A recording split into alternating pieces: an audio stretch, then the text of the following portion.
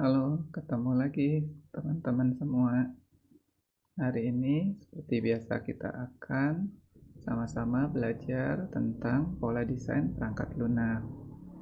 Nah, hari ini kita akan belajar salah satu desain pattern yang disebut model view controller pattern atau sering disingkat MVC pattern. Nah, MVC pattern ini membagi sistem yang kita kembangkan menjadi 3 bagian atau 3 layer, ya. Yaitu layernya model atau bagian M-nya ya. Nah, biasanya bagian model ini dipakai untuk memodelkan entitas ya, dan pada dasarnya ini jadi akses kita yang berhubungan dengan database. Kemudian layer yang kedua adalah view gitu ya, atau tampilan. Nah, ini merupakan bagian interface dengan penggunanya, dengan user. Yang ketiga adalah controller. Nah, ini adalah bagian inti dari pemrosesan atau biasa disebut juga business logic ya.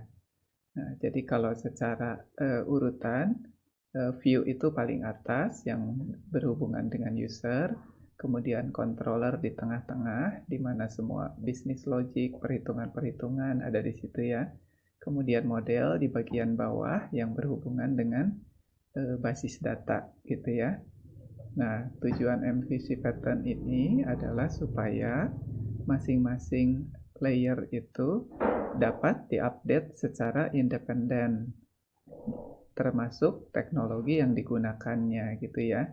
Jadi dengan melakukan pemisahan model view dan controller pattern, ketika kita mengupdate model, maka view dan controller itu tidak terdampak gitu. Kita tidak perlu mengubah di sisi view dan controller, tapi atau setidak-tidaknya hanya mengubah sedikit gitu ya, tidak perlu update seluruhnya. Demikian juga kalau kita mengupdate view, misalnya teknologi view yang kita gunakan diganti gitu ya, frameworknya, teknologinya diganti misalnya. Nah, bagian model dan controller tidak terpengaruh seperti itu ya. Jadi sama ketiga-tiganya diharapkan bisa diupdate secara independen. Oke, nah contohnya kalau misalnya kita punya sebuah aplikasi akademik seperti itu ya, maka controller atau bisnis prosesnya itu akan dapat diimplementasikan dengan berbagai jenis database atau model yang berbeda gitu ya. Jadi mau kita ganti database-nya tuh nggak masalah gitu ya. Kemudian dapat diakses juga melalui misalnya berbagai perangkat gitu. Jadi bagian view atau interface-nya dia menyediakan berbagai macam. Misalnya bisa diakses melalui web, melalui mobile, melalui tablet, dan perangkat lainnya lagi ya. Nah, itu contoh dari MVC pattern, aplikasi yang menerapkan MVC pattern. Nah, secara diagram bisa kita gambar seperti begini ya. Jadi MVC pattern ini, nah ini di bagian view-nya, yaitu presentation logic ya. Biasanya berbasis web gitu ya, tapi bisa juga ini berbasis desktop misalnya gitu. Cuma ya untuk aplikasi yang besar yang dapat diakses dari mana aja, trennya berarti menuju ke berbasis web gitu ya. Nah, ini contoh-contoh misalnya teknologi yang bisa digunakan. Misalkan kita menggunakan HTML dengan CSS, JavaScript, Ajax, dan plugin-plugin lain lagi untuk di web gitu ya. Kemudian juga kalau di Java ada Servlet, ada JSP, ada JSF, ada Vadin, ada Google Web Toolkit atau GWT gitu ya. Kemudian dari Adobe itu ada Flash, dari Microsoft ada ASP gitu ya. Bisa apalagi PHP gitu ya. Nah, di sini bisa bermacam-macam. Kemudian di level tengahnya, yaitu di sisi controllernya. Nah, di business logic ini, kalau misalnya di Java ada EJB session bin, ada message driven bin, Bisa juga menggunakan Spring gitu ya. Atau kalau pakai Microsoft menggunakan .NET seperti itu. Nah, kemudian di level model atau data access logicnya, kalau di Java ada EJB anti-Tbin, ada Spring Data, ada JPA, ada Hibernate, ada yang minggu lalu kita pelajari ya JDBC. Oh, yang biasa dipelajari di OOP dasar ya, ada JDBC. Kemudian kalau di Microsoft ada .NET Entity Framework seperti itu. Nah, dari sini baru dia mengakses sistem service yang misalnya ada di OS gitu ya, ada di database RDBMS seperti itu. Oke, nah jadi kita lihat ini terbagi dalam 3 bagian ya. Jadi ini layer view-nya, ini adalah layer controller-nya, dan ini layer modelnya. Jadi kalau kita mengupdate di salah satu layer, layer yang lain bisa tetap tidak diubah gitu ya, menggunakan yang sebelumnya. Nah, ini adalah contoh, salah satu contoh ya kalau di Java. Nah, dulu saya suka mengajar Java Enterprise gitu ya. Nah, ini contoh seperti ini. Yang garis putus-putus ini menunjukkan lingkungannya gitu ya. Nah, jadi kalau kita lihat mulai dari ini, nah mulai dari yang sebelah sini ya. Nah, yang garis putus-putus ini menunjukkan ini di bagian view gitu ya. Ini di bagian view misalnya di sini menggunakan JSF, Java Server Faces gitu ya. Jadi itu merupakan halaman yang XHTML gitu ya. Dalam bentuk dokumen XHTML, HTML plus kode-kode Java Server Faces seperti itu. Nah, ke bawahnya berinteraksi, dia ada pengaturannya ya, konfigurasi JSF-nya. Di situ ada pengaturannya, eh, ya Faces Configuration di situ. Nah, itu masih di view. Kemudian juga di sini ada manage bin di masih di level view-nya gitu ya. Nah, nanti dari situ mereka akan berinteraksi dengan ini adalah layer controllernya. Ini jadi controllernya yang di bagian tengah. Nah, di situ yang interaksi secara type-nya biasanya adalah ke interface-nya kan. Interface itu service-service itu di sini diakses sebagai interface-nya, tapi nanti yang dijalankan kan implementasinya ya. Jadi di sini panahnya emang ada dua-duanya. Secara apa dari usernya biasanya digambarkannya dia hubungannya ke bagian interface-nya sebetulnya. Tapi nanti aktual yang dijalankan kan implementasinya ya. Nah, jadi di sini misalnya menggunakan pojok plain old Java Object gitu ya. Jadi kelas-kelas Java biasa, nah ini akan diatur, akan berada di dalam Spring uh, application context gitu ya. Jadi ini ada konfigurasi untuk Spring-nya yang bernama application context dan mereka tuh sebetulnya ini nanti berada emang di dalam application container gitu ya. Jadi Spring itu menyediakan atau menciptakan sebuah application container. Nah, jadi di sana ada kelas-kelas pemrosesannya dan kelas-kelas konfigurasinya. Nah, dari kelas konfigurasi ini nanti dia ada disambungkan gitu ya hubungan dengan bagian yang ketiga, yaitu di sini bagian modelnya. Hubungan-hubungan ke mapping database-nya di sini. Nah, gitu ya. Contoh misalnya dalam kasus ini dia framework-nya untuk modelnya ini menggunakan Ibatis. Ibatis atau nama barunya MyBatis ya. Jadi di situ ada file konfigurasinya, nama file konfigurasinya sqlmapconfig.xml gitu. Nah, itu akan berinteraksi dengan konfigurasi Spring-nya. Nah, jadi MyBatis ini emang melakukan mapping antara database gitu ya. Ya, antara database, otomatis di atas database ada drivernya dulu ya, dengan program kita gitu. Jadi dari program kita, dari objek yang berupa pojok di sini ya. Nah, ada pojok property collection dari kelas objek kita di mapping dengan database gitu. Nah, mappingnya menggunakan apa? Menggunakan map file ini, sqlmap.xml ya. Jadi di sini adalah yang pertama di sini konfigurasi dari MyBatisnya, SQL map config.xml mengatur konfigurasi di layer model ini secara keseluruhan. Kemudian untuk masing-masing table itu mappingnya ada di sini, ada di dalam SQL map gitu ya. Jadi itu akan nge-mapping antara objek dengan tabel database seperti itu. Nah ini ada map statementnya. Jadi antara objek pojok di mapping, nah dia kemudian baca tulis ke database-nya seperti biasa menggunakan JDBC gitu. Nah seperti itu, ini contoh, salah satu contoh MVC gitu ya. Ini adalah yang putus-putus merah ini semua termasuk bagian model, yang ini biru termasuk bagian controller, dan yang hitam ini termasuk bagian view. Nah, jadi kalau kita mengupdate, misalnya view-nya saya ganti, nggak mau JSF misalnya, mau pakai JavaScript gitu, HTML JavaScript gitu ya misalnya. Nah diganti, dua bagian ini diganti, kemudian kita mengubah beberapa konfigurasi gitu. Nah setelah itu sisi di sebelah sananya nggak perlu berubah gitu. Seperti itu ya. Demikian juga misalnya kita mengubah database-nya, kita ganti di sini ya.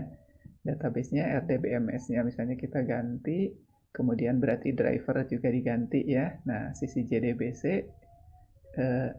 ini hampir biasanya nggak berubah gitu ya. Nah, di sini kemudian hubungan ke bagian controllernya, nah mungkin perubahan cuma di bagian konfigurasi di sini aja, gitu ya. Oke, nah itu contohnya. Nah, slide yang ini sama sebetulnya. Ini supaya ngelihat mana yang mungkin lebih jelas, yang terang atau yang gelap ya. Oke, yang ini yang mode gelapnya. Kita lanjut aja. Nah, jadi model yang ini tuh biasa juga MVC itu disebut three-tier ya. Model yang three-tier. Jadi kita menggunakan browser untuk menghandle presentation logic atau UI gitu ya. Kemudian dari browser itu dia komunikasi dengan web server ya. Protokolnya menggunakan HTTP. Nah, di web server itu ada bisnis logiknya dan data modelnya di situ gitu ya. Oke. Jadi seperti itu. Nah, di sini ya biasa di-handle ya dynamic content generation gitu ya. Jadi dari data yang dibaca misalnya bisa diolah, diformat dulu untuk kemudian nanti dikirim, ditampilkan misalnya. Atau dilakukan pengolahan dulu di bisnis logiknya gitu ya. Oke, nah teknologi-teknologinya di sini ya ada CGI, ada Servlet, JSP, ASP, JS, ya dan lain-lain gitu ya. Ada banyak. Nah jadi ini three-tier. Jadi ini dari sisi di usernya menggunakan browser, kemudian komunikasinya HTML kan, ini di sisi web servernya gitu. Nah kemudian ini ke database-nya gitu ya, ini ke database fisiknya misalnya. Jadi kalau lihat secara hardware-nya seperti ini SQL. Jadi view akan kurang lebih view akan ada di sini, model dan controller ada di server di sini gitu ya. Model dan controller. Nah, modelnya komunikasi ke database ke sana. Jadi ini three-tier. Nah, three-tier ini punya kelebihan dan kekurangan ya. Kelebihannya adalah dia tidak tergantung tipe kliennya ya. Jadi tipe kliennya tuh universal ya, ubiquitous. Ini bisa macam-macam gitu. Jadi bisa keluarnya ke web, ke mobile, dan lain-lain gitu ya. Gitu bisa macam-macam. Kemudian client manajemennya juga nol. Kenapa? Karena di client itu cukup install browser aja gitu ya. Jadi kalau di client ada error, ada apa yang kerusakan, ya mungkin tinggal install ulang browser aja. Aplikasinya sendiri tidak diinstal di sisi klien gitu ya. Tidak perlu install apa-apa aplikasinya di klien. Cuma perlu browser, jadi zero management sisi kliennya. Manajemennya ada di mana? Di sisi server gitu ya. Oke, nah kemudian ya ini support various client type ya, tipe kliennya bisa macam-macam device gitu selama dia mempunyai koneksi internet gitu ya. Nah, maintain juga jadi lebih mudah ya, seperti tadi. Karena manajemennya lebih mudah, maintain juga kalau terjadi perubahan berarti cuma di satu tempat gitu ya. Kalau kita ganti aplikasinya pakai versi baru misalnya, yang diupdate kan hanya perlu di sisi server aja gitu. Di sisi klien nggak usah ngupdate apa-apa. Kemudian juga skalabilitas. Ketika kebutuhan skalabilitasnya meningkat, penggunanya makin banyak misalnya. Nah, ini tinggal servernya aja dipakai misalnya menggunakan cloud gitu ya. Menggunakan node-nya yang tadinya hanya satu, misalnya ditambah jadi dua, jadi tiga node server misalnya. Nanti pakai load balancing gitu ya. Jadi load balancing ini nanti ngatur bebannya mau ke server satu atau ke server 2 atau ke server 3 diteruskannya misalnya kalau ada request dari klien gitu. Nah, ini ada load balancing-nya di sini gitu. Nah, sehingga skalabilitas juga mudah gitu, mudah ditingkatkan gitu ya. Nah, tapi dengan segala kelebihannya pro-nya ini tetap juga ada sisi negatifnya ya. Nah, sisi negatifnya yaitu yang paling jelas adalah ini, yaitu kompleksitas sistemnya jadi meningkat gitu ya. Dibandingkan sebuah sistem yang tidak dibagi 3 layer gitu. Dia pokoknya jadi satu aja semua programnya gitu ya. Bagian UI, bagian pemrosesan, bagian akses database, semua digabung di satu tempat gitu. Nah, dari sisi itu emang mungkin kodenya bisa aja jadi lebih acak-acakan gitu ya, jadi lebih besar gitu. Tapi secara kompleksitas lebih rendah karena semua ada di satu tempat, tidak perlu mengatur komunikasi antar layernya gitu ya. Nah, kalau kita balik misalnya lihat gambar yang tadi, nah kalau kita lihat di situ tuh untuk komunikasi antar layer tuh di sini selalu membutuhkan konfigurasi-konfigurasi seperti ini gitu ya. Nah, ini harus membutuhkan pengaturan-pengaturan di sini gitu. Jadi ini ekstra, kerjaan ekstra sebetulnya. Konfigurasi MyBatis, konfigurasi Spring di sini ya. Nah, di sini interface yang berhubungan ke manage bin dan sekaligus konfigurasi JSF-nya di sini. Nah, ini kerjaan ekstra sebetulnya. Jadi kalau ini tiga-tiganya kita gabungin jadi satu, nah konfigurasi-konfigurasi ini mungkin kita bisa buangin gitu, udah tidak diperlukan karena semuanya ada di satu tempat gitu ya. Nah, jadi kekurangannya itu memang kompleksitasnya bertambah. Nah, cuma kalau dibandingkan, ya ini jauh lebih banyak keuntungannya gitu ya daripada kelemahannya gitu. Seperti itu. Oke, nah jadi tren saat ini kondisinya selalu begitu ya. Jadi dari yang tadinya single tier yang semua digabung jadi satu, trennya tuh bergerak menjadi two tier, kemudian jadi multi tier gitu ya. Biasanya ya three tier itu udah standar gitu ya. Bisa juga nanti dipecah lebih detail lagi jadi 4 atau 5 tier misalnya ya. Jadi ke multi tier, kemudian microservice arsitektur gitu. Karena dengan microservice ini, jadi sebuah layanan yang besar, misalnya yang tadinya sebuah layanan besar itu, di microservice itu akan dipecah menjadi banyak layanan kecil-kecil gitu. Layanan kecil-kecil itu nanti dirangkai untuk eh, memenuhi sebuah bisnis proses tertentu gitu. Jadi kalau di sini satu bisnis proses tuh langsung jadi satu semuanya. Kalau di sini satu bisnis proses itu akan dilayani oleh banyak service kecil-kecil gitu. Ini yang disebut dengan microservice gitu. Dan service ini nanti yang kecil ini bisa dipakai lagi di bisnis proses yang lain gitu. Nah, itu kelebihannya juga di microservice ini. Nah, tapi kelebihan lainnya lagi, microservice ini memungkinkan kita seperti tadi, memudahkan scalability-nya gitu. Jadi karena dia dipecah kecil-kecil, masing-masing service kecil ini kalau dia mau dipecah dilayani oleh server yang berbeda juga bisa gitu. Jadi satu bisnis proses yang tadinya misalnya lambat harus dilayani di satu tempat di sini, ini bisa dilakukan di beberapa tempat gitu. Bahkan sebagian mungkin prosesnya bisa paralel gitu. Jadi dua microservice ini di server satu, misalnya tiga ini di server yang kedua, ini di server yang ketiga, sehingga akan lebih cepat selesai gitu. Jadi dari sisi user terasa performance aplikasi kita meningkat jauh gitu ya. Nah, itu ceritanya. Kemudian, nah ini juga dari model yang monolitik ya, mono berarti satu ya. Semuanya jadi satu, ya jadi binary filenya juga cuma satu gitu, satu file exe gitu ya, executable atau satu file jar gitu. Nah, ini berubah menjadi berbasis objek ya, menjadi pluggable komponen gitu. Jadi satu aplikasi itu bukan cuma satu buah exe besar gitu, tapi terdiri dari banyak modul-modul kecil gitu. Seperti itu ya. Jadi misalnya satu aplikasi itu terdiri dari sekian, misalnya ini berapa 7 file jar gitu ya. Semuanya berkoordinasi menghasilkan sebuah aplikasi yang utuh gitu. Nah, kelebihan cara ini juga, kalau yang monolitik, ketika saya perlu ngupdate satu bagian di sini, misalnya berarti ini keseluruhan akan di down dulu kan, keseluruhan dihapus, diganti dengan yang baru, di up lagi gitu, seperti ini. Padahal yang saya rubah cuma segini, misalnya sedikit di sini, gitu. Nah, kalau dengan model yang seperti ini, dia sudah merupakan application model, komponen model gitu ya. Nah, kalau saya misalnya ngerubah yang ini, misalnya bagian ini diubah, berarti cuma yang ini aja yang di down gitu. Yang lain tetap bisa berjalan, bekerja gitu. Nah, tinggal saya ganti bagian ini dengan yang baru, misalnya gitu, di up lagi seperti ini.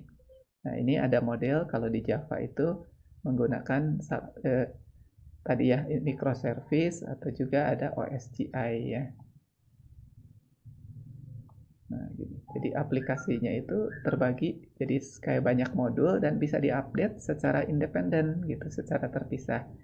Update yang ini, yang lain masih tetap bisa berjalan gitu selama mereka tidak mengakses modul yang sedang kita down ini gitu. Oke ya, jadi ini bergerak juga dari berbasis aplikasi di konsol, di desktop gitu ya, ke dalam HTML berbasis HTML sehingga kalau berbasis web dan HTML klien itu cuma perlu browser aja gitu ya, tidak lebih dari browser. Atau kadang ya kalau kasusnya kalau seperti menggunakan Flash gitu ya, ada plugin yang harus ditambahkan ke browsernya gitu ya. Nah, tapi itu tetap lebih simple. Oke, nah di sini kita akan coba lihat, kita punya contoh sebuah MVC pattern. Nah, sebetulnya karena MVC pattern ini kan biasa diterapkan untuk aplikasi di level enterprise ya. Jadi kalau menggunakan contoh yang lengkap, yang real itu programnya akan sangat panjang gitu ya. Dan sangat besar ya, seperti yang contoh tadi yang eh, dibagi three-tier seperti yang di sini. Nah, ini tuh keseluruhan kodenya banyak gitu ya, banyak sekali. Ditambah frameworknya juga seperti itu. Nah, di sini kita akan membuat seperti dummy model aja gitu ya. Jadi di sini kita akan memiliki misalnya, nah ini kelasnya MVC pattern demo itu adalah kelas main-nya gitu ya. Jadi dia berperan sebagai kliennya, kelas utama. Oke, di sini ada metode yang menghasilkan student ya. Nah, ini uses, ini bukan inherit ya. Dia menggunakan. Nah, menggunakan ini adalah sisi controllernya ceritanya. Jadi ini sisi controllernya, dia akan diakses. Kalau secara di runningnya yang dia akses itu sebetulnya sisi view-nya gitu ya. Nah, tapi view itu akan berinteraksi dengan controller dan controller juga yang menentukan misalnya kalau dari satu view kita klik next misalnya ya. Nah, berikutnya view mana yang ditampilkan misalnya. Berpindahnya ke view yang mana. Nah, itu juga diatur di sisi controller gitu ya. Dan ini akan menggunakan di sini adalah di sini entitas student. Jadi di sini adalah level modelnya gitu ya. Ini adalah modelnya, ini adalah controllernya, student controller, ini adalah view-nya seperti itu. Ini seperti simulasi aja, dibikin simple ya. Modelnya juga di sini dibuat sebuah kelas aja dalam bentuk kelas yang jadi tidak mengakses database secara langsung. Nah, tetapi hal ini sudah menunjukkan pembagian dalam pattern model view controller pattern seperti itu. Kita lihat ya. Nah, pertama kita dari modelnya dulu. Jadi kita punya entitas ya, punya kelas student, ini mewakili entitas student. Student itu mempunyai roll number atau NRP gitu ya di sini. Kemudian punya nama. Nah, di sini isinya get set biasa gitu ya. Plain old Java object. Nah, kemudian kita punya sisi view-nya. Nah, view-nya ceritanya kita bisa ngeprint data detail dari student gitu ya. Nah, di sini kita tampilkan student, namanya dan NRP-nya seperti itu. Itu sisi view-nya. Nah, kemudian ini sisi controller-nya. Nah, controller ini adalah seperti otaknya gitu ya. Dia berada di tengah. Nah, makanya dia mempunyai atribut ke objek modelnya dan ke view-nya gitu. Jadi view dan model tuh dua-duanya kayak apa ya? Kayak dipegang atau dikontrol dari controller gitu ya. Jadi kedua objek ini dipergunakan, kita bisa kirim sebagai parameter. Di sini waktu pembuatan controller. Nah, di sini ya ada get set untuk student name dan roll number. Nah, kemudian bisa mengupdate view-nya dia gitu ya. Jadi bagian di sini ke student ini dia bagian di mana controller itu berhubungan dengan model gitu ya. Ini sisi controller yang berhubungan dengan model.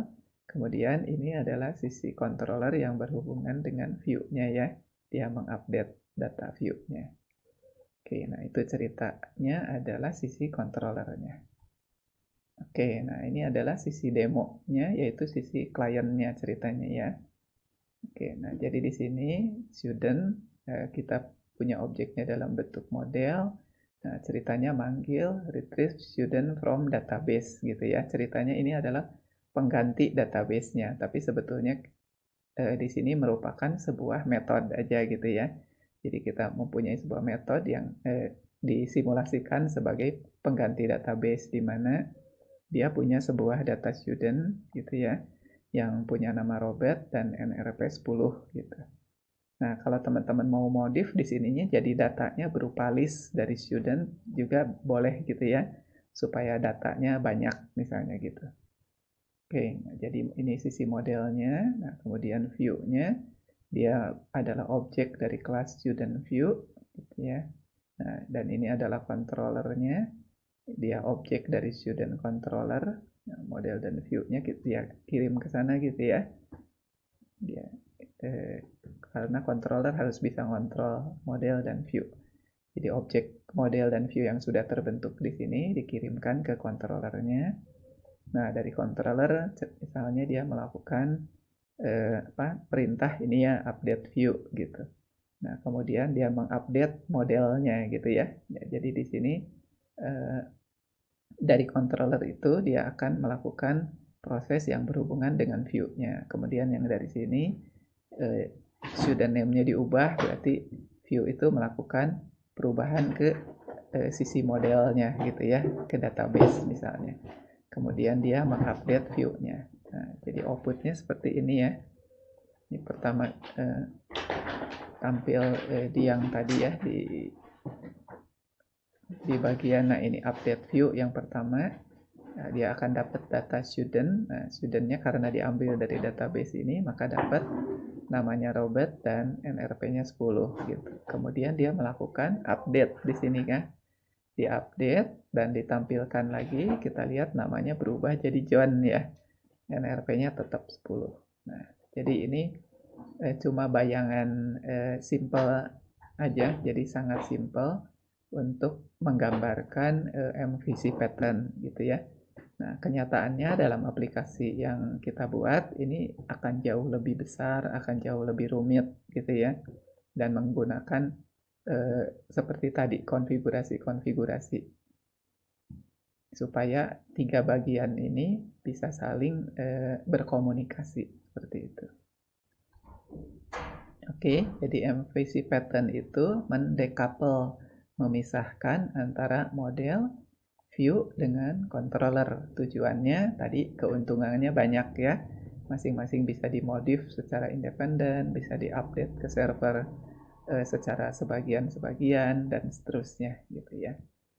Oke, nah Jadi kalau teman-teman sedang merancang, memsiapkan sebuah aplikasi yang cukup besar, misalnya aplikasi tugas akhir atau kerja praktek gitu ya, atau terlibat dalam proyek. Nah, jangan lupa dengan MVC pattern ini gitu ya. Usahakan bagi-bagi semuanya gitu. Ada sekian program, ada sekian misalnya kelas di bagian model, ada sekian banyak yang di view, sekian yang di controller, jangan digabung seluruhnya gitu ya.